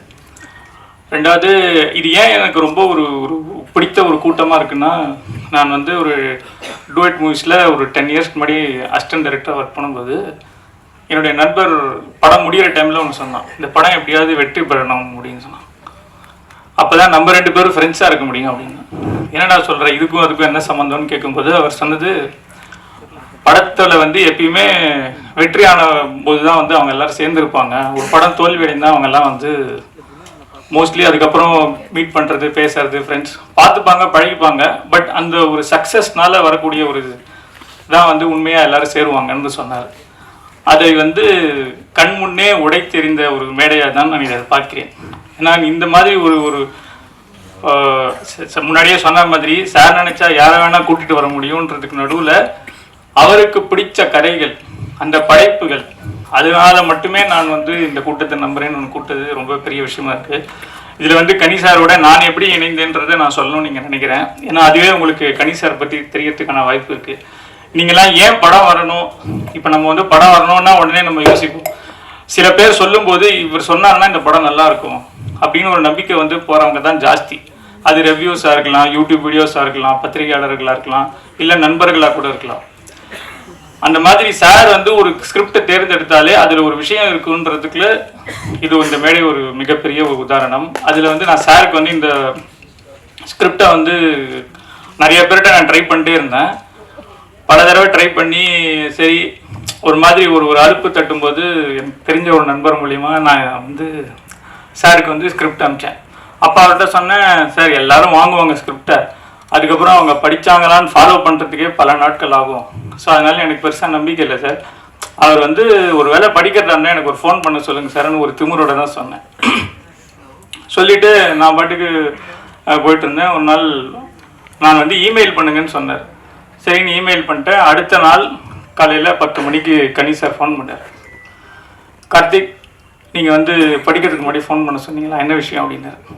எனக்கு ஒரு ரொம்ப ஷாக்கிங்காக இருந்தது. இவ்வளோ ப்ராம்ப்டாக கேட்குறாரு. இல்லை சார், இந்த மாதிரி இந்த ஸ்கிரிப்ட் ஆரம்பத்தில் ஒரு 30 பேஜஸ் கொஞ்சம் ஸ்லோவாக போகும், ஆனால் அதுக்கான காரணம் வந்து லேட்டாக புரியும், அதனால் நீங்கள் முழுசாக படிக்கணும்னு நினைக்கிறேன் சார். அவ்வளோதான் சொல்லணுமா அப்படின்னாரு. அவ்வளோதான். சரி, இதுக்கப்புறம் எப்போது நம்ம வந்து ஃபோன் பண்ணி அவரை தான் கேட்க முடியும், கனி சார் டைரெக்டாக பண்ண முடியாதுன்னு நினச்சேன். நீங்கள் நம்ப மாட்டீங்க, அன்றைக்கி நான் ஒரு ஆட் ஃபிலிம் ஷூட்டில் இருந்தேன். எக்ஸாக்டாக 3 hours. காலையில் 11 மணிக்கு ஃபோன் பண்ணார். ஈவினிங் ஆல்மோஸ்ட் கிட்டத்தட்ட 3 o'clock ஆகும்போது அவர் ஃபோன் பண்ணார். ஃபோன் பண்ணிவிட்டு அவர் சொன்ன முதல் வார்த்தை வந்து, அந்த படத்தை நான் என்ன தீம்னு நினச்சி எழுதினேனோ அந்த விஷயத்த ஃபஸ்ட்டு ஹலோ கூட சொல்லலை, அதுதான் சொன்னார். ஸோ அதுக்கப்புறம் ஒரு 10 நிமிஷம் பேசினோம். அந்த முடிவில் வந்து என்னால் நம்ப முடியல. அவர் ஏன்னா இது வரைக்கும் நான் கொடுத்து யாருமே இவ்வளவு ஃபாஸ்ட்டாக ஒரு படித்து அதை இம்மிடியட்டாக ரெஸ்பாண்ட் பண்ணி அதை அந்த கதையோட தீம் என்னவோ அதை சொன்னது இது எதுவுமே வந்து எனக்கு கொஞ்ச நேரம் நம்பவே முடியல. அதுக்கு பிறகு நான் கடைசியாக அந்த ஃபோன் காலில் கேட்டேன், சார் கன்ஃபார்ம்டாக நீங்கள் இதை பண்ணுறீங்களா? ஓகே, நீங்கள் ப்ரொடியூசர் ட்ரை பண்ணுங்கள், நான் பண்ணுறேன்னு சொல்லிட்டார். அதுக்கப்புறம் சாரை நான் இந்த ஃபோன் காலுக்கு அப்புறம் கிட்டத்தட்ட 2 வருஷம் சாரை பார்க்கவே இல்லை. ஆனால் நான் என்னை இன்ட்ரடியூஸ் பண்ணி விட்டவங்க கிட்ட அடிக்கடி கேட்டுப்பேன், சார் நான் வந்து சாரை பார்க்கணுமா, பேசணுமா, ஒரு வேளை நான் எதாவது டச்சில் இருக்குமா, எப்படி இது இவருக்கு ஞாபகம் இருக்கும், ஏதோ ஒரு ஃபோன் கால் தானே. கிட்டத்தட்ட 2 வருஷம் நான் சாரை பார்க்கவே இல்லை, அவரோட ஃபோன்லேயும் பேசினதில்லை, பழகினதில்லை. நீங்கள் ட்ரை பண்ணிட்டே இருங்கன்னு சொன்னார். ஒரு நாள் எனக்கு வந்து இன்னொரு கிடைச்சதுக்கப்புறமா நான் வந்து ஃபோன் பண்ணேன், இந்த மாதிரி ரெடி சார் பண்ணலாம் அப்படின்னு தெரிஞ்சவங்க மூலிமா சொன்னேன். வர சொன்னார் சார்.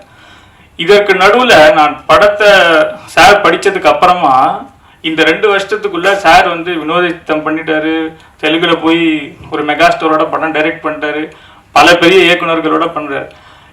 இப்போ இவரோட லெவல் ஆப்வியஸா மாறிட்டே இருக்கு நம்ம நினைக்கிறோம். ஆனா சார் வந்து அந்த சொன்ன வார்த்தை, நான் இதை பண்றேன்னு சொன்னது, அவர் எவ்வளவு பெரிய ஒரு மனிதராக வளர்ந்திருந்தாலும் கரியரா அதை பொருட்படுத்தாமல் அன்னைக்கு என்ன வார்த்தை சொன்னாரோ, நான் இந்த படத்தை பண்றேன்ற அதுல ஒரு மாற்றமே இல்லை. அந்த சொன்ன சொல் ஒரு பானம், ஒரு வார்த்தை, இதுதான் ராமருடைய ஒரு பெரிய ஒரு டேக்லைனா சொல்லுவாங்க. அதற்கு உதாரணமான ஒரு மனிதனா நான் உங்களை பார்க்குறேன் சார். அதுக்கு பிறகு இப்போ சாரோட படம் ஆரம்பிச்சதுக்கு அப்புறமாவே என்னை இங்கே கூப்பிடணும்னா அவருக்கு அந்த சொல்ல என் மேல நம்பிக்கைன்றதை விட அந்த சொல்ல வந்த கருத்து மேல அவருக்கு இருக்கிற நம்பிக்கை தான் எனக்கு ரொம்ப ஆச்சரியத்தை கொடுக்குது. ஏன்னா இந்த கருத்தை நம்பி படத்தை எடுக்கக்கூடியவர்கள்லாம் இன்னைக்கு கொஞ்சம் கம்மியா இருக்காங்க. அது இன்னொரு விஷயம் என்னன்னா, சார் என்னை இங்க கூப்பிட்டு இங்க நீங்க வரணும் அப்படின்னு சொன்ன உடனே நான் வந்து சரி ராமம் ராகவம்ன்ற படத்துல வந்து ட்ரெய்லர் பார்த்தேன். உடனே இதுல வந்து அப்பா சொன்னதை கேட்காத ஒரு பையனா இருக்கான். ஏன்னா இது ராமாயணத்துக்கு மொத்தமாவே ஆப்போசிட்டா இருக்கு. இது மாதிரி ஒரு டைட்டில் எதுக்காக வைக்கணும் அப்படின்னு யோசிக்கும் பொழுது, ராமர் வந்து இந்த பூமிக்கு வரத்துக்கு முன்னாடி கிட்டத்தட்ட 40-50 அரசர்கள் அதற்கு முன்னாடி இக்ஷ்வாகு குலத்துல வாழ்ந்திருக்காங்க. இந்த குலத்துல வந்து உரித்த ஒரு முக்கியமான ராஜா வந்து சகரன். அந்த சகரனுக்கு வந்து அஜமஞ்சஸ்னு ஒரு பையன் பிறக்கிறான். அந்த பையன் தர்ம பாதையில நடக்கல, எல்லா விதமான கெட்ட காரியங்களையும் பண்றான். அந்த பையனை வந்து ஊரை விட்டு துரத்திடுறான். ஆனா அதுக்கு கூட சில பேர், சில கசின்ஸ் எல்லாம் பிறக்கிறாங்க. அதுல வந்து ஒரு 60,000 பேர் இருக்காங்க.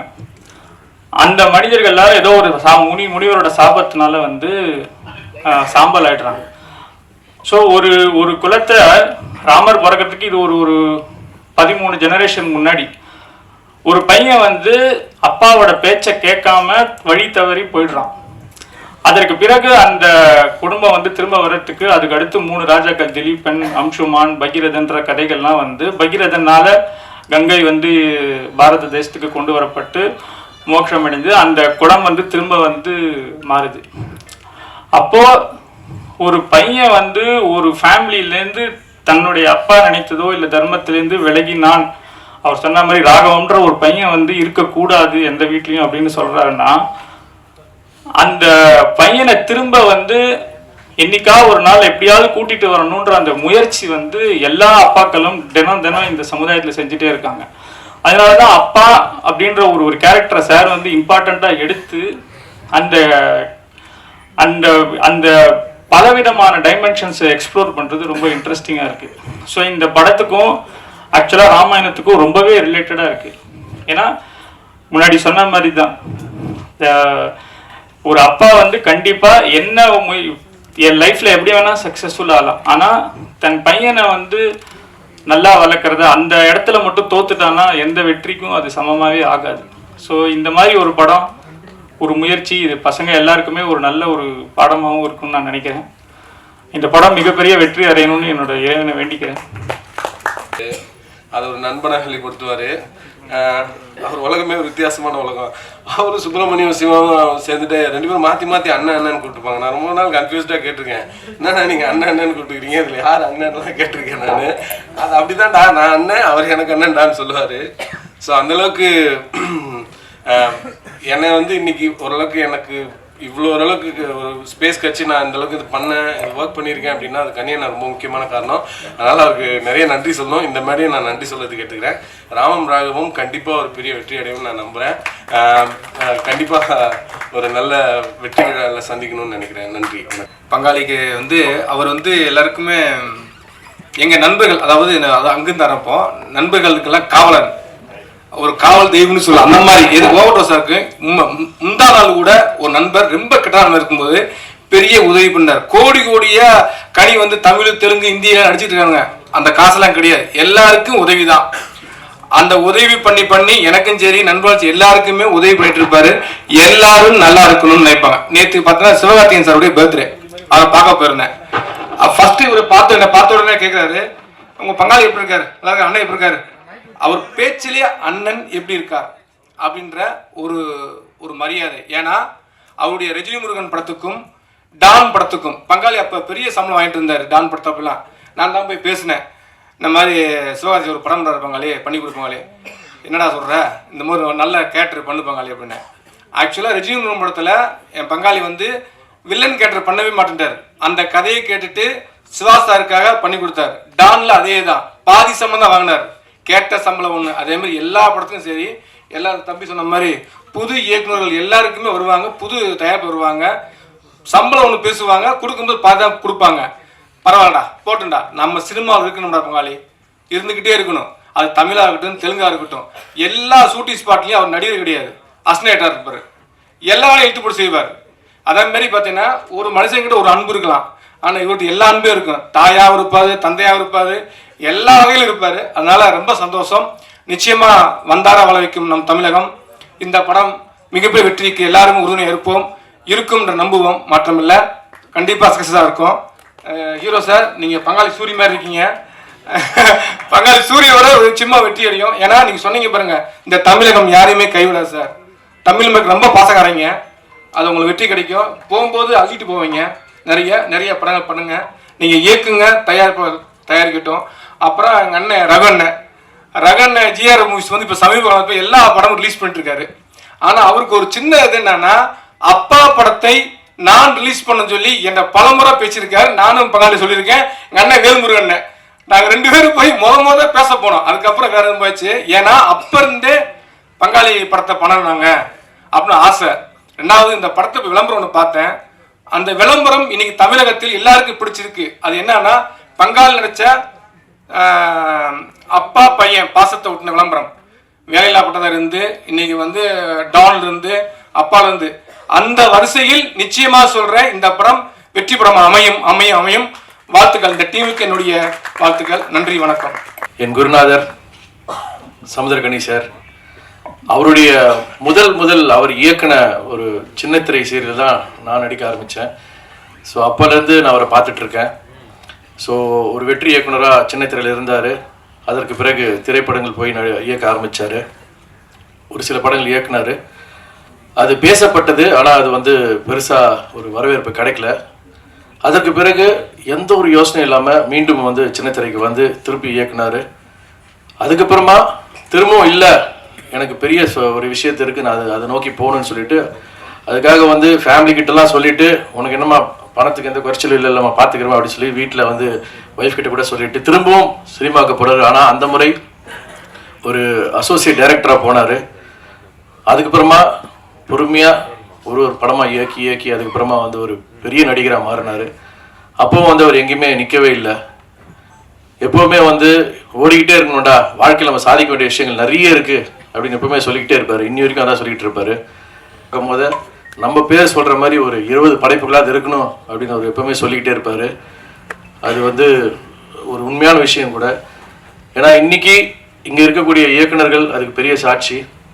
அவ்வளோ அழகான படைப்புகளை கொடுத்த இயக்குநர்கள் இன்றைக்கி சனி சாருக்காக வந்திருக்காங்கன்னா அது அவர் மேலே வச்சிருக்கிற அது ஒரு அந்த அளவு கடந்த ஒரு பாசம், மரியாதை மற்றும் அவருக்கு இவங்க கொடுக்குற ஒரு அங்கீகாரம் தான் நான் நினைக்கிறேன். ஸோ அப்படிப்பட்ட அந்த படைப்புகளில் கண்டிப்பாக ராமமும் ராகவமும் கண்டிப்பாக வந்து சேரும்ன்ற நம்பிக்கை எனக்கு இருக்குது. அவர் வந்து இப்போ சொன்னார், அதாவது வந்து தன் பிள்ளைகளுக்கு தாண்டி வந்து ஒரு மகனாக வந்து என்னை வந்து அவர் வந்து பாதித்து வந்து அவர் அங்கீகாரம் கொடுத்துருக்காரு. உண்மையில் ரொம்ப சந்தோஷமாக இருக்குது. அதையும் தாண்டி வந்து நம்ம இயக்குனர் தன்ராஜும் வந்து அது வார்த்தையை சொல்லியிருக்காரு. ஸோ உண்மையிலேயே அது நல்லாவே பொருந்தது. ஸோ இந்த கதை எப்படி இருக்க போகுதுன்றது வந்து ஒரு தந்தைக்கும் மகனுக்குமான இருக்க ஒரு அற்புதமான உணர்வு. அதை வந்து ஒரு அழகான படைப்பாக வெளியே கொண்டு வர போகிறாங்க. ஸோ எல்லாரும் போல் நானும் காத்திருக்கிறேன். நானும் ஒரு தந்தை தான். என் மகனுக்கும் எனக்கும் ஒரு கண்டிப்பான ரிலேஷன்ஷிப் அந்த பர்டிகுலர் ஏஜ் குரூப்பில் எப்படி இருக்குன்றதை நானும் பார்க்கணுன்றத ரொம்ப அவரோட காத்துக்கிட்டு இருக்கேன். ஸோ இந்த படம் ஒரு அருமையான வெற்றி பெற வாழ்த்துக்கள். பிருத்வி ஒரு அருமையான ப்ரொடியூசர் ஃப்ரம் துபாய். ஸோ மென்மேலும் நீங்கள் அற்புதமான படங்கள் இயக்கணும், தயாரிக்கணும். அதே போல் தன்ராஜ், வெல்கம் டு தமிழ்நாடு.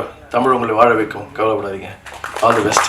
உங்களோட சேர்ந்து கொஞ்சம் வருஷத்துக்கு முன்னாடி தலைக்கூத்தல் படத்துக்காக அங்கேருந்து கனியனை நேர்காணல் செஞ்சுருக்கேன், அண்ணனை நேர்காணல் செஞ்சுருக்கேன். இன்றைக்கி இந்த இடத்துல இருக்கிறது கொஞ்சம் பதட்டமாக இருக்கு. ஏன்னா எதுக்கு நீங்கள் உட்காந்துருக்கீங்கிறது தான். பரபரப்பாக ஓடிட்டு இருக்கிற அந்த மானுட சமூகத்தை கொஞ்சம் கையை பிடிச்சி நிறுத்தி பொது உடைமையையும் பொதுவாக நம்ம அலட்சியப்படுத்துகிற நம்மளோட உடைமைகளாக இருக்கிற அப்பா அம்மா மனைவி மாதிரியான உறவுகளோட உணர்வையும் கொஞ்சம் சத்தமாக சொல்லி செல்லமாக ஒரு அரைஞ்சு மனுஷனா வாழ்றதுக்கான வழியை போட்டு கொடுக்கிற எளிய மனிதர், தமிழ் சொல்லும் அறம் சுரக்கிற சமுத்திரக்கணி அண்ணனுக்கு முதல்ல பெரிய வணக்கம்.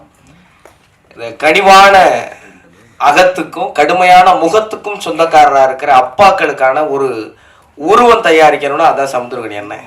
அது தமிழ் சினிமா எப்பவும் தவற விட்டதே கிடையாது. பெரியோரை வியத்தலும் இளமே, சிறியோரை இகழ்தல் அதனும் இளமேன்னு கணியன் பூங்குன்றன் சொன்ன வார்த்தைக்கான அடையாளமா இந்த சிறுவனை இந்த மேடையில் உட்கார வச்ச கணியண்ணனுக்கு மீண்டும் ஒரு பெரிய நன்றி. சேகுவாரா சொன்ன ஒன்னே சொல்லிட்டு நான் நிறைவு செஞ்சுக்கணும்னு நினைக்கிறேன். சேகுவாரா சொல்வார், நான் வீழ்ந்து விட்டால் என்ன, என் துப்பாக்கியை ஏந்தி கொள்ள என் தோழர்கள் தயாராக இருக்கிறார்கள், தோட்டாக்கள் ஒருவரும் தூங்குவதில்லைன்னு சொல்வார். அப்படி அவருடைய தோட்டாக்களை ஏந்துவதற்கான, துப்பாக்கி ஏந்துவதற்கான இயக்குநர்களை தொடர்ந்து உருவாக்கிட்டே இருக்கிற இந்த சமுதிரம் என்றும் வற்றாது என்ற பெரிய நம்பிக்கையோடு தமிழ் சினிமா என்றும் வாழும். தமிழ் சினிமா நம்பி வந்த எல்லோரும் நிச்சயம் வாழ்வோம் அப்படிங்கிற நம்பிக்கையை தொடர்ந்து கொடுக்குறவங்க எல்லாருக்கும் நன்றி. எல்லாமே பேசி முடிச்சிட்டாங்க. இந்த கடைசியா பேச வந்த பெரிய பிரச்சனைங்க, என்ன பேசுறதுன்னு தெரியல. பட் நான் ஒரு விஷயம் சொல்ல ஆசைப்படுறேன். இது என்னோட ஆக்டிங் டீச்சர் எனக்கு சொன்னது. அவர்கிட்ட ஆக்டிங் கற்றுக்க போனப்போ அவர் சொன்னது, ஜேபி, நான் உனக்கு பெருசாக ஒன்றும் கற்றுக் கொடுக்க முடியாது. 80% உன்னோட மனிதம், 10% உன்னோட டேலண்ட், இன்னொரு 10% உன்னோட உழைப்பு அப்படின்னு சொன்னார். அது எனக்கு பெருசாக அப்போது புரியல. பட் இந்த ப்ராசஸ் நான் தலைக்கூத்தல் படத்தோட கதையை சமுத்திரக்கணி சாருக்கு சொன்னேன். அன்றைக்கி அவர் லென்ஸ் கூட பார்க்கல, என்னோட புது பட இயக்குனராக தான் பார்த்தாரு. எந்தவித ஜட்ஜ்மெண்ட்டும் இல்லாமல் கதையை கேட்டார். கேட்டு முடிச்சு சாதாரணமாக எல்லாரும் நாளைக்கு சொல்கிறேன்னு சொல்லுவாங்க. ஆனால் சார் அப்போவே ஜேபி நான் பண்ணுறேன், நம்ம பண்ணலாம் அப்படின்னு கட்டி பிடிச்சிட்டாரு. அந்த ஒரு மொமெண்ட்டில் எனக்கு அந்த கிடச்ச ஒரு ஃபீல் கரெக்டாக கனெக்ட் ஆகிடுச்சு. என்னோட சார் சொன்னது 80% மனிதம், 10% டேலண்ட் அண்ட் 10% உழைப்பு அப்படின்னு சொன்னார் இல்லையா. அப்போயே நான் நினச்சேன் என்னோட கேஸ்டிங் கரெக்டாக இருக்கும்னு. அது நான் சினிமாவில் பார்த்தேன். தலைக்கூத்தல் சார் கூட நான் ஒர்க் பண்ணும்போது அதை நான் பார்த்தேன். ஒரு ஆக்டராக அவர் எப்படி அங்கே பெர்ஃபார்ம் பண்ணுறாரு, அவரோட டேலண்ட் எப்படி வருது, அந்த மனிதத்தோட டிஃப்ரெண்ட் கைண்ட் ஆஃப் உணர்வுகளை அவர் எப்படி உள்வாங்கி அதை அந்த மொமெண்ட்டில் கொடுக்குறாருன்றது நிறைய இடத்துல நான் பார்த்து வேந்திருக்கேன். தலைக்கூத்தல் பார்த்து உங்களுக்கு எல்லாருக்குமே அது தெரியும். ஆக்சுவலாக கண் கலங்க வச்சுருவார். அதை பார்த்தாரா நாங்கள் ஷூட்டிங்லேயே நாங்கள் எல்லாருமே அழுதுட்டோம். ஒரு சீனில் லைவ் ஒன் போகுதுன்றதுனால எல்லாருமே கண்ட்ரோல் பண்ணி வச்சுருந்தோம் அந்த ஷார்ட் முடிகிற வரைக்கும். அதுக்கப்புறம் எல்லாரும் காஃப் பண்ண ஆரம்பித்தாங்க, அழுதுகிட்டு இருந்தாங்க ஒரு பர்டிகுலர் சீனில். ஸோ அண்ட் தலைக்கூத்தல் எல்லாரும் மறந்து இருக்கிற இந்த டைமில் திடீர்னு என்னை கூப்பிட்டு ஜேபி நீங்கள் வரணும் அப்படின்னு சொன்னதுக்கு நான் பெரிய என்ன சொல்கிறது, thank you so much sir, thank you. அது ஒரு பெரிய ஒரு விஷயமா நான் நினைக்கிறேன். அதுக்கு காரணம் அவரோட மனிதம் தான். அண்ட் அந்த மனிதம் தான் அவரை இங்கே கொண்டு வந்து நிறுத்திருக்கு. அதுதான் அவரோட டேலண்ட்டும், அதுதான் அவரோட உழைப்பும் எல்லாத்துமே.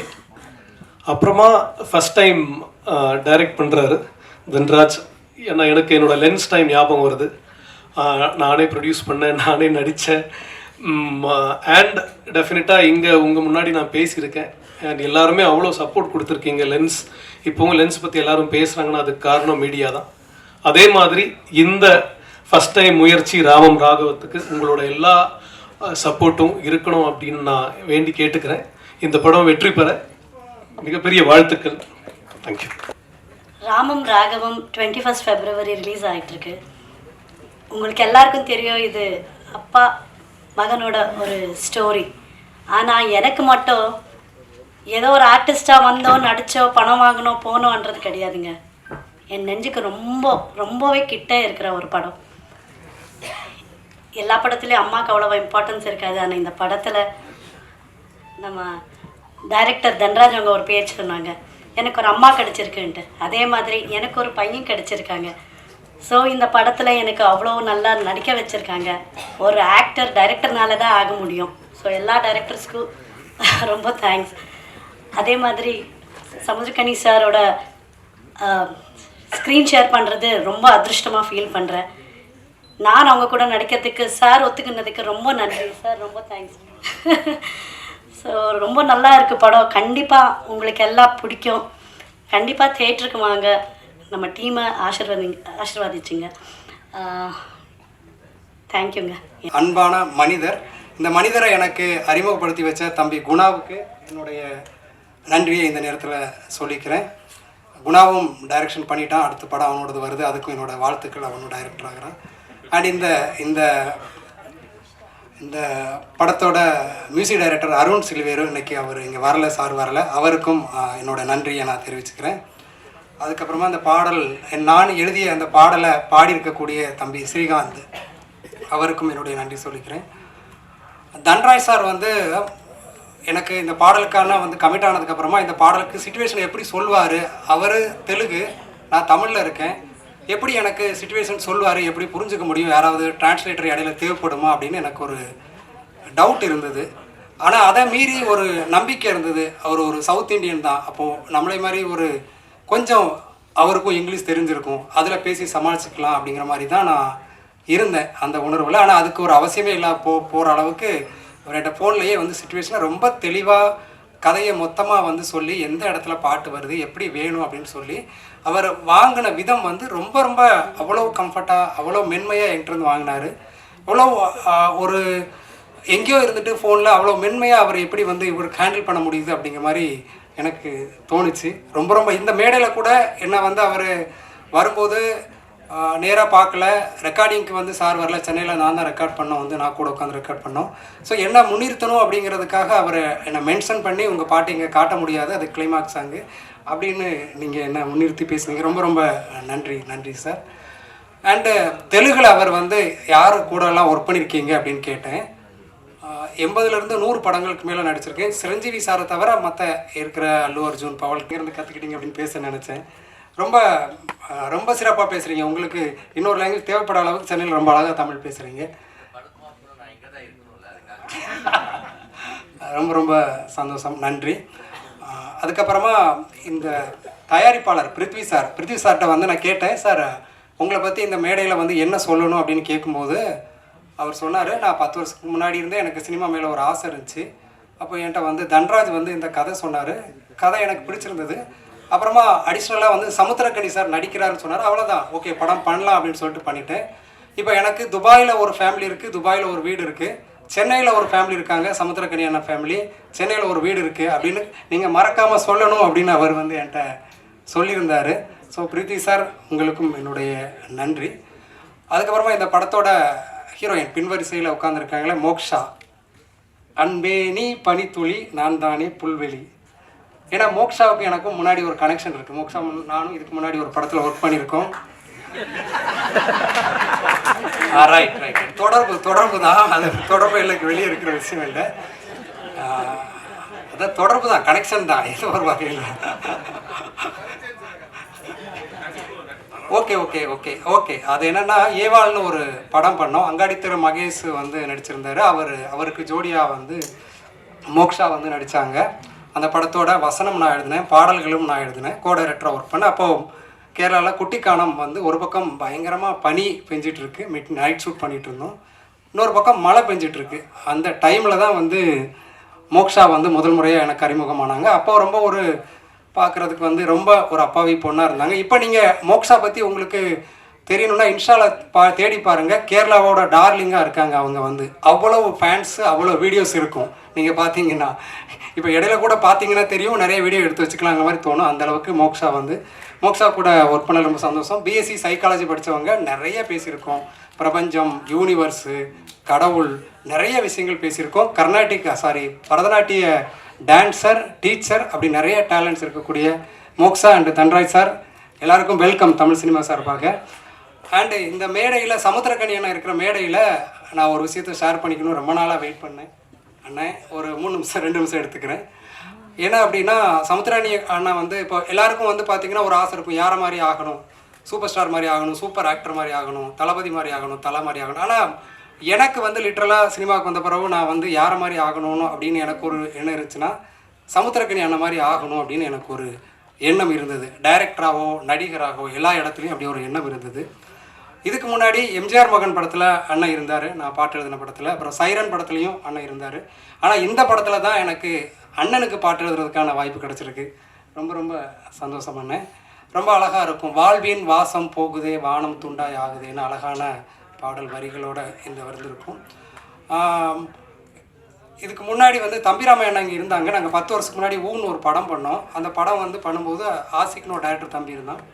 அவன் என்கிட்ட சொல்லுவான், நாங்கள் அந்த படம் பண்ணும்போது நான் தான் அந்த படத்தோட கதை என்னோட கதை அண்ட் அந்த படத்துக்கான பேர் நான் வச்சேன். அதுக்கப்புறம் தம்பிராமையா அண்ணன்ட்ட பேசி அந்த படத்துக்காக அவரை முதல்ல கதாநாயகனை நடித்தார். இப்படி அந்த படம் ஃபுல்லாகவே நான் நிறைய பாடல்கள் எழுதியிருப்பேன். ஈவன் அந்த படத்தில் தான் படத்தில் தான் திக்கித்தனது தேவதை பாடலும் இருந்தது. அப்போ ஆசிக் வந்து என்கிட்ட சொல்லுவோம் அந்த படத்தோட டைரக்டர், சார் நீங்கள் வந்து சமுத்திரக்கனி சார், நான் வந்து சசிகுமார் சார், அப்படி ஆகணும் சார் சினிமாவில் அப்படின்னு சொல்லுவான் வந்து. ஸோ அந்த இடம் இன்னும் இருக்குது எனக்கு, நான் அப்படி ஆக வேண்டிய தூரம் இருக்குது. நிறைய பேரை கைப்பிடிச்சு கூட்டு வந்து முன்னாடி விடுறீங்க ஊடக நண்பர்கள். அதே மாதிரி சமுத்திரக்கனி அண்ணன் இன்னும் 25 வருஷத்துக்கு முன்னாடி சினிமாவுக்காக வந்து ஒரு பாதி தூரம் வந்துட்டேன். ஆனால் மீதி தூரமும் ஓடி பயணத்தை முடித்தாதான் முழுமை பெறும். ஸோ மேடையில் இருக்கும் எல்லா இயக்குநர்களும் அண்ட் சமுத்திரக்கனி உள்பட எல்லாரும் ஊடக நண்பர்களும் என்னுடைய பயணத்தை முடிக்கிறதுக்கு உங்களோட சப்போர்ட் கொடுங்க. இந்த படம் வந்து ரொம்ப பிரமாதமான ஒரு எமோஷ்னலான ஒரு சென்டிமெண்ட்டான ஒரு படம். முழு கதை எனக்கு தெரியுறதுனால சொல்கிறேன்.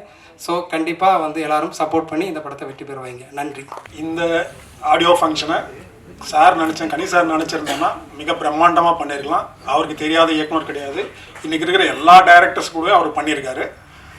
ஆனால் சார் வந்து அவருக்கு மனசுக்கு நெருக்கமான அவர் நடித்த படங்களில் அவங்களுக்கு அங்கீகாரம் கொடுக்கணுன்னுட்டு எங்களெல்லாம் அழைச்சிருக்காரு. அதுக்கு மிக்க மகிழ்ச்சி எங்களுக்கு, நன்றியும் சொல்லிக்கிறேன் அவருக்கு.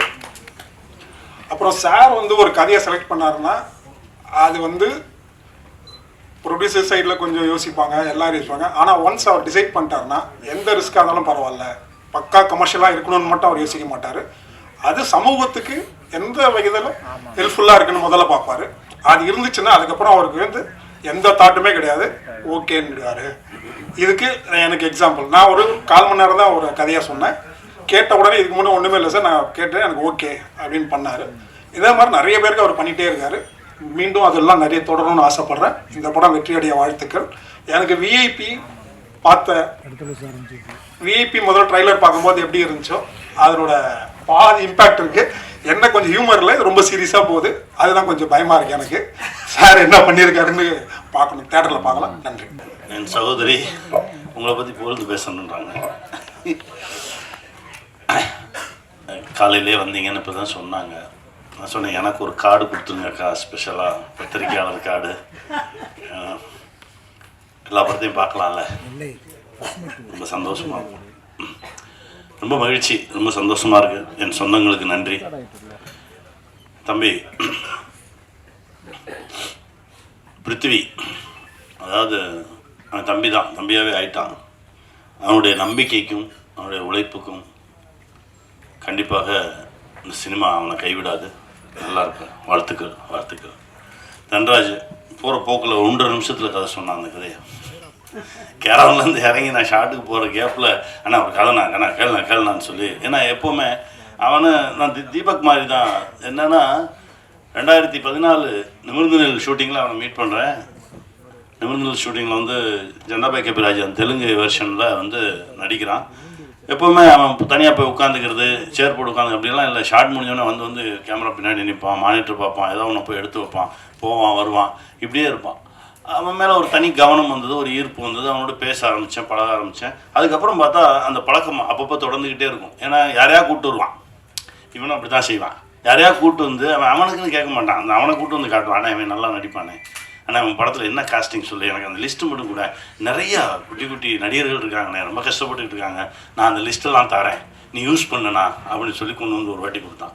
அப்புறம் திடீர்னு வந்தான்னா ஒரு கதை கேட்டேன், நல்ல கதை, நீ நடித்தா நல்லாயிருக்கும். அந்த டைரக்டரை கூப்பிட்டு வந்தான்.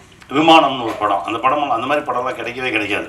அந்த விமானம் கூப்பிட்டு வந்து கேட்க வச்சது அவன் தான். அந்த கதையை கேட்டோம், பிடிச்சிருந்தது, வாடா பண்ணுவோம் அப்படின்னு. அந்த விமானம் ஷூட்டிங்கில் தான் இந்த கதையை, அந்த விமானம் டைரக்டரோட கதை தான் இது, சிவாவோட கதை தான் இது.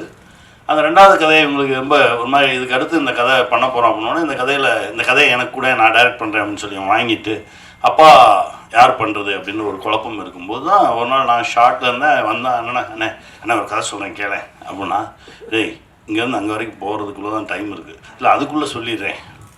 நான் இறங்கி அங்கேருந்து அப்படி நடந்து வர்ற அந்த ஒரு 1 நிமிஷம் 1.5 நிமிஷம் கேப்பில், அது ஒரு பெரிய ஷாட்டுன்றதுனால கொஞ்சம் தூரமாக நிறுத்தியிருந்தாங்க, நடந்து வர அந்த கேப்பில் தான் சொன்னான். சொல்லி முடிச்சோன்னு என்ன யார் ராப்பா பண்ணுறான், இல்லைண்ணா அதுதான் தேடிக்கிட்டு இருக்கோம், அதனால தான் உங்ககிட்ட சொன்னேன். சரி பண்ணிடுவோம் போடா அப்படின்னேன். அண்ணே பண்ணுறோம்டா போடா பண்ணிடுவோம், அவ்வளோதானே, நல்லா இருக்குது, நீ சொல்ல வர விஷயம் ரொம்ப நல்லா இருக்குது, இந்த சமூகத்துக்கு ரொம்ப தேவையான விஷயம். இங்கே தமிழ்நாட்டில் கூட நீ சொல்ல வந்த விஷயத்தில் ஒரு 10-15 கேசஸ் இருக்குது.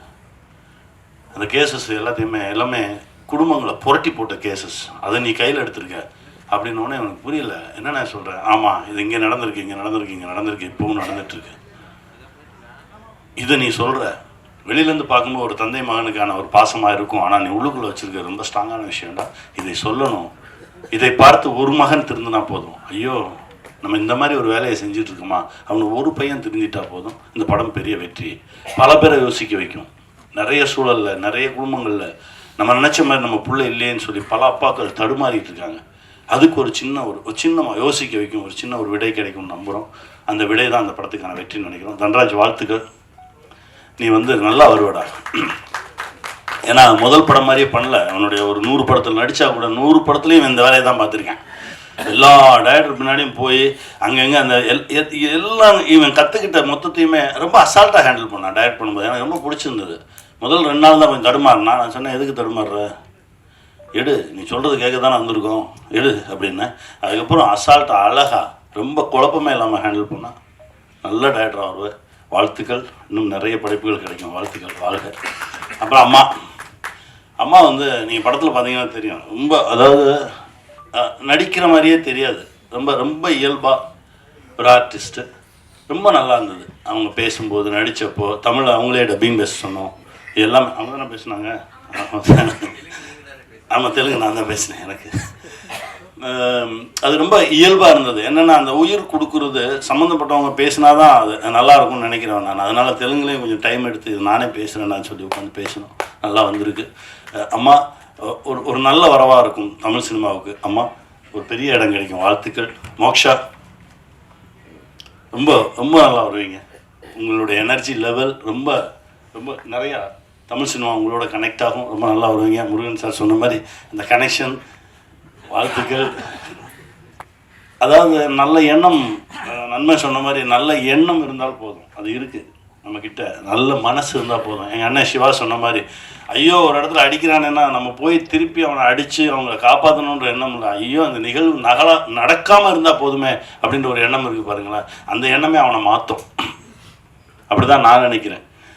ஏன்னா இப்போ நல்லதே செய்ய வேண்டாம், நல்லது நினச்சாலே போதும் அப்படின்ற ஒரு இடத்துல தான் நம்ம எல்லாருமே வாழ்ந்துட்டு இருக்கோம். ஆனால் அவ்வளோ வேகம், அவ்வளோ பிஸி. இதுக்கு நடுவில் இப்படி ஒரு நிகழ்வு நடக்கட்டும். ஏன்னா நல்ல படைப்பை ரசிகர்கள் என்றைக்குமே கைவிட்டதில்லை. இருக்கரம் நீட்டி வரவேற்றிருக்காங்க. பணம் பணம் பணம், அந்த பணம் பார்த்தால்தான் அந்த படைப்பு அப்படின்ற மனசு தான். எத்தனை பேர் மனசு அது கொள்ளையடிக்குதுன்றது தான். இதை நோக்கி தான் நகர்ந்துகிட்டு இருக்கோம். ஆனால் ஒரு நாள் வரும், அந்த நாள் அன்னைக்கு இந்த மாதிரி படைப்புகள் மட்டும்தான் இங்கே நிலச்சி நிற்கும். கமர்ஷியல் படங்கள்லாம் தூக்கி அடிக்கப்படும். அதை நோக்கி தான் இப்போ நகர்ந்துகிட்டு இருக்க. ரெண்டுக்கு நடுவில் தான் நம்ம நிற்கிறோம். அந்த நாளுக்காக தான் காத்துட்ருக்கோம். அது வரைக்கும் இதே மாதிரி படைப்புகள் வந்துக்கிட்டே தான் இருக்கும், உழைச்சிக்கிட்டே தான் இருப்போம். அது கமர்ஷியலாக காசு என்னைக்கு வருதுன்றதை கொஞ்சம் பார்ப்போம். அது லாக் இதில் கூட விழலாம், அந்த பிணைப்பு இதில் கூட நடக்கலாம். இந்த பிணைப்பில் இந்த படத்தில் நடக்கணும்னா அடுத்த படத்தில் நடக்கும் அப்படின்னு வெயிட் பண்ணி அதற்கான ஓட்டம் தான் இருக்குமே தவிர என்றைக்குமே தடுமாறி தயங்கி எல்லாம் நின்றவே மாட்டோம். அதை போய் வெல்வது வரைக்கும் போராடுவோம். வெற்றி நமக்கே. வெல்வோம்.